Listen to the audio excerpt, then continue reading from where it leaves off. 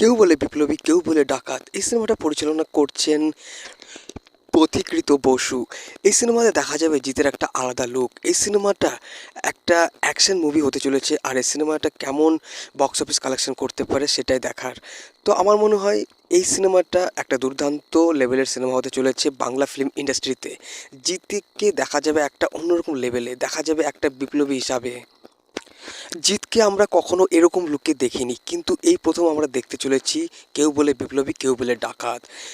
এই সিনেমাতে জিতের যে ক্যারেক্টারটা থাকবে সেটা হচ্ছে বাঙালি বিপ্লবী অনন্ত সিংহের ক্যারেক্টার।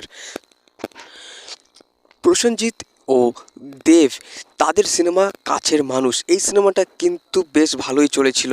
এই সিনেমাতে ফ্যামিলি ইমোশনের সঙ্গে সঙ্গে ছিল একটা ভালোবাসার গল্প। তো এই সিনেমাটা সকলেরই বেশ ভালোই লেগেছে বলে আমার মনে হয়। তো কেউ বলে বিপ্লবী, কেউ বলে ডাকাত। এই সিনেমাতে জিতের ক্যারেক্টারটা একটা আলাদা লেভেলের হতে চলেছে ফ্রেন্ডস।